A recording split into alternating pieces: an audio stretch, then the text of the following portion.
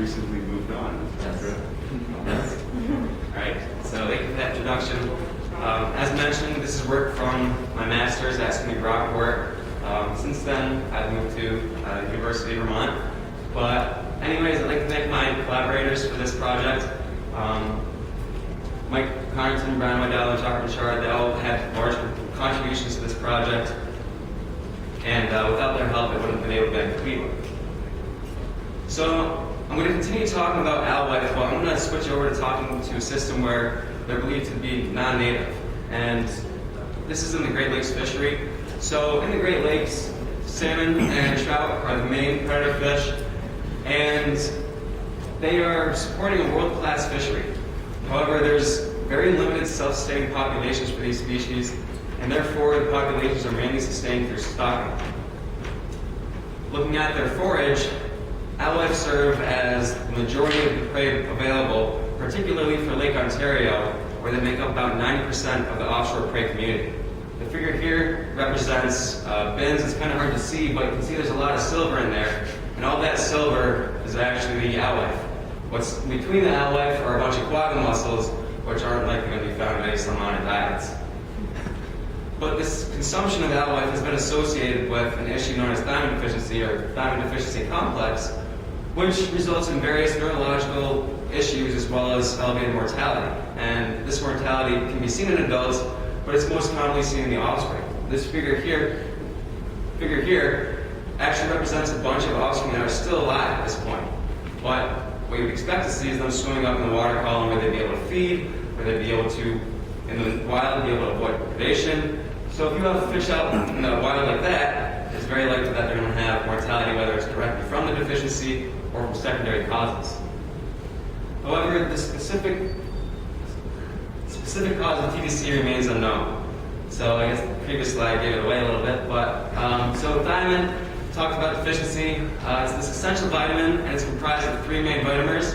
So you have free thiamine, which is essentially this mobile form that can also serve as an antioxidant, and that's most commonly found in the eggs.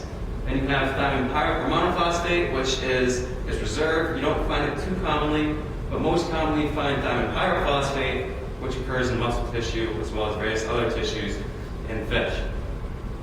And that is that active form, and it's used for the nervous system, but also for metabolism, more specifically of lipids and carbohydrates, which I'll get into in a little bit. So again, I asked, how did alewife actually cause TDC? And there's 2 hypotheses that have come up. The first one is this enzyme called thiaminase, and thiaminase is possible or has the potential to degrade thiamine, and it's also found in elevated activities in these invasive species. So it's hard to see, but this red box here is surrounding rainbow smelt and alewife. In comparison, you have deepwater sculpin and bloater, which have very minimal activities of this enzyme compared to those 2 invasive species. The second hypothesis comes from the Baltic Sea, where thiamine deficiency is also occurring, and they've found that there's correlations with the fat content of prey. So essentially, the higher the fat content, as you can see in the 2 figures here, the lower the thiamine concentrations. So the idea there is that as thiamine is used in the metabolism of fatty acids and lipids, if you have more of those lipids, you're going to need more thiamine. Similarly, free thiamine can be used as an antioxidant. So those lipids have the potential to be oxidized through lipid peroxidation. So if you have more of those lipids, you might need more of that free thiamine to serve as an antioxidant. So it leads to this question: if you have the salmon and trout that are feeding on these fatty alewife, does that lead to something like an unhealthy person feeding on something that we might enjoy but not be the best for us?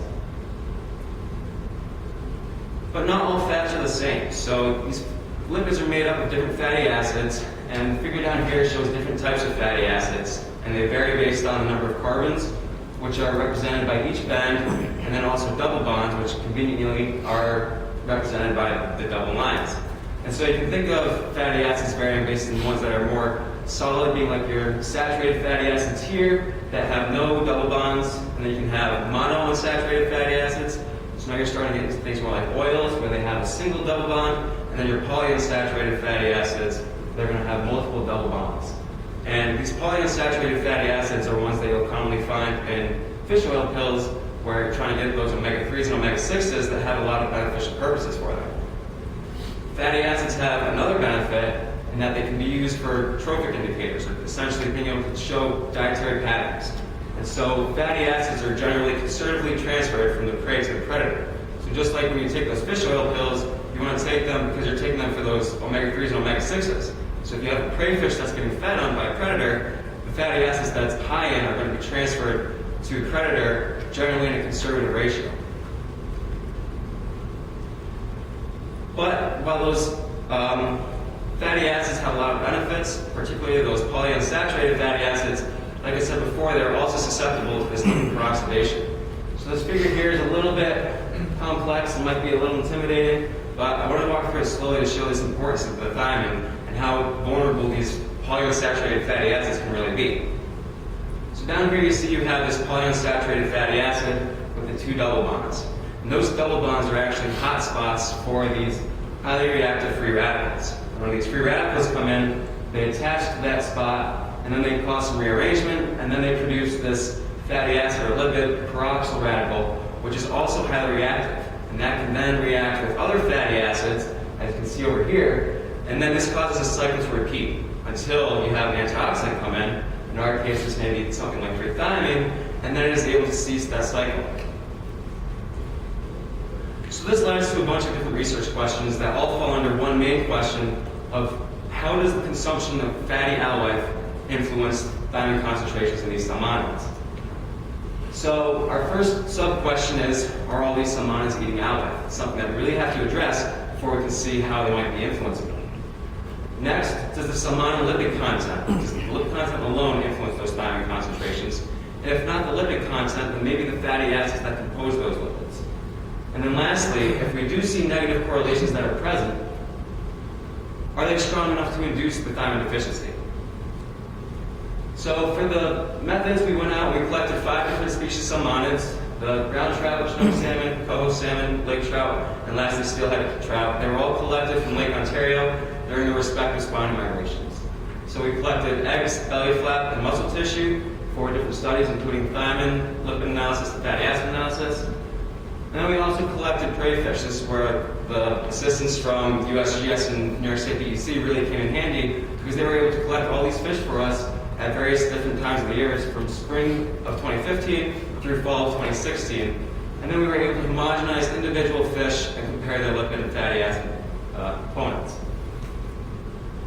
Once we got everything back in the lab, we looked at thiamine concentrations using high-performance liquid chromatography. And this is an example of an output that we would get from that. You can see 3 peaks that represent those 3 different vitamers. And then we could combine all those 3 vitamers to get the total thiamine concentration. We also looked at the lipids. So we extracted lipids from the individual fish.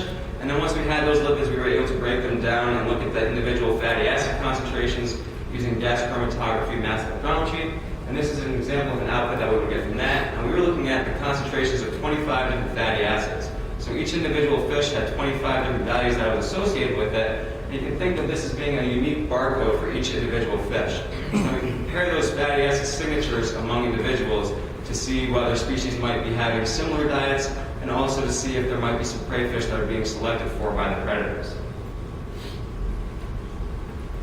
So first thing that we wanted to do was we want to see if there is really any difference among the prey. So we looked at the prey lipid content, and you can see that while there is some variation across seasons and potentially across years, overall alewife consistently have higher lipid content than the other prey species. So you assume that if you have a predator feeding on these alewife, in turn they will have a higher lipid content. But we want to know how that predator is actually feeding on alewife. So for that we look at dietary interactions with the fatty acid analysis. And here we have averages of the 3 prey fish, and so this is a ordination plot with this distance between plots representing how similar they are, so the closer they are, more similar, or far less similar. And you can see that goby and alewife are at opposite ends of the spectrum, which is expected because goby are being benthic species and the alewife are more pelagic species. When we overlay predator species with this, you can see some similar differentiation with lake trout and brown trout up here. So the steelhead in the middle, and then coho and chinook salmon further down. And when we looked at the specific fatty acids that were driving this, there were 2 fatty acids in particular. being palmitoleic and oleic acid. So palmitoleic acid we found at higher concentrations in goby than in alewife, and similarly we found it at higher concentrations in lake trout and brown trout than the other species. But overall, it appears that all 5 of these salmonid species are including alewife in their diet, but those the first 2 species up here, the lake trout and brown trout, appear to be including some more round goby in their diets as well. So we know that all these fish are feeding on alewife. Now we want to know how it actually impacts the thiamine concentrations, which we did by looking at the egg thiamine concentrations. And right here we go. So we looked at the variability among these 5 species, and you can see that pretty much across the board, thiamine concentrations are low except for brown trout. And what's also somewhat interesting here is that the brown trout, as well as to some degree lake trout, have higher variability than the other species, which could be accounted for by that inclusion of round goby in their diet. And when we compare these to a healthy population, or what we consider a healthy population of fish from Lake Superior where thiamine deficiency is not occurring, then you can see again that all those species except for the brown trout are consecutively low. Can everyone hear me if I stand over here? It might be easier if I just click on the board here. Does that work? Yeah. All right. So next we wanted to look at the lipid content and how that compared to the thiamine concentrations to see if there were any correlations there. And we did find negative correlations for the brown trout in that when there was a higher lipid content, they had lower thiamine concentrations. And this occurred across all types of tissue for brown trout, as well as, or at least for the thiamine, and then also for their lipid content. But if you remember, brown trout didn't have any of that thiamine deficiency. So you'd expect that if lipid content really did make an impact, then you would see thiamine deficiency in this species as well. And we also found that the correlations with the other species were not consistent and generally were insignificant. So you'd expect to see this consistent across all species if it really is a biological process. One thing that's important for me to note here, though, is that these species were all collected during their spawning period. For these species, they have pre-spawning starvation period that will influence their lipid content. In particular, for the coho and chinook salmon, which are all having lipid contents down there, these are semiparish species, so their lipid content is going to be expected to be even lower. So next we wanted to look at fatty acid composition and how this could influence the thiamine concentrations. And again, we see correlations for brown trout, but now we also see some for lake trout as well. And this is again a negative correlation, suggesting that when you have more of these, this is with polyunsaturated fatty acids, more of these highly susceptible fatty acids or highly susceptible lipid peroxidation, you have an increased potential for that free thiamine being used as an antioxidant, and therefore you have less thiamine as a result. But again, this is inconsistent among species.